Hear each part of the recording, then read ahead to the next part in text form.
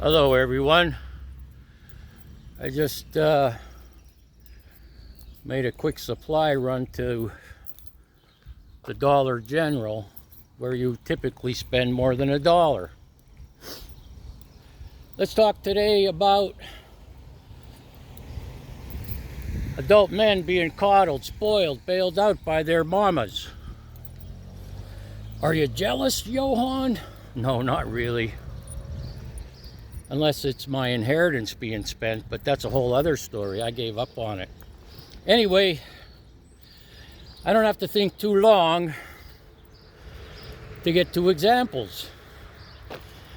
One I know is a boy in his 20s, who finally moved out, but can't keep a job.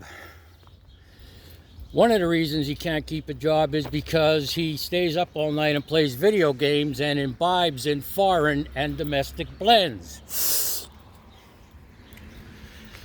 So he gets fired for not showing up.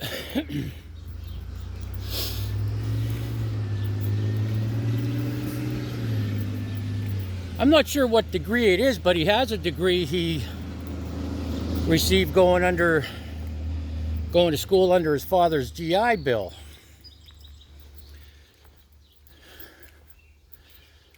But because he doesn't have a job, he can't make mortgage payments, pay the garbage bill, pay the electric bill, and he just calls mama up and mama pays it, and then the father gets mad. Now, it's not his real father. His father adopted him. He often says, "I regret that." He often says he regrets marrying a woman. Well, what do I say to that? I don't know. I don't have an answer. But here's the kicker. When he's up all night on these benders, he'll take his car out the mountains on mountain roads and destroy it. In the last, 5 years, he's had a dozen vehicles. None that he purchased.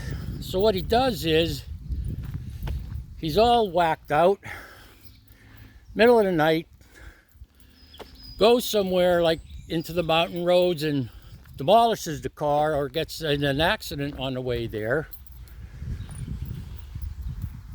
Calls his mom and says, "I need a vehicle." The mother gives him the vehicle and then tells the father, "I gave so-and-so my vehicle." Why? Well, he needs a vehicle for work. Well, he doesn't have a job. Well, how's he going to get a job if he doesn't have a vehicle? So this happened quite a few times, and then the father has to buy the mother a new vehicle. A new used one, I should say. Another example is a kid to me in his early 30s, right? And he's been coddled, spoiled, bailed out as long as I could remember.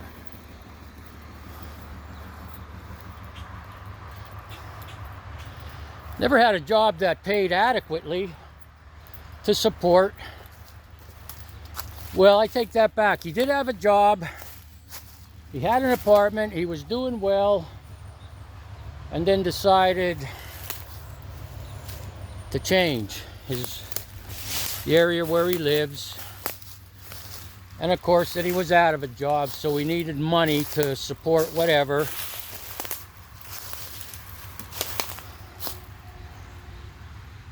And over the past few years, he still gets bailed out.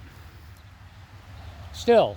So when the mother gets a new car, she gives him the old one. His jobs don't really support his lifestyle. And I know it's tough today.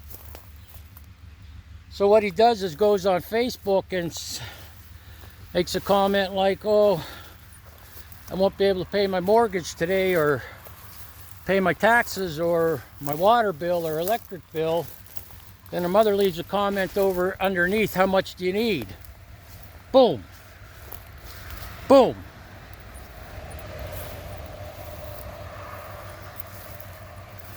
How did this happen? How did this happen? I started working when I was 11. I had a newspaper route, maybe 40 customers, and in a year I had 150, half the town. So I did that for a few years, and at that time there was a program to get school kids, teens, jobs. For a few summers I worked that when I was off of school.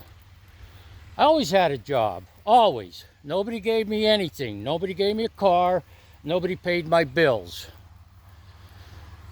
When I couldn't afford to live somewhere, I mentioned this the other day, I lived in a van for over a year.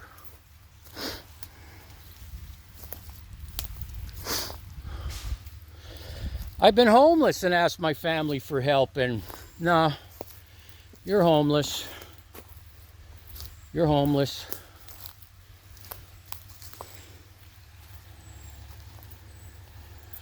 I don't understand it.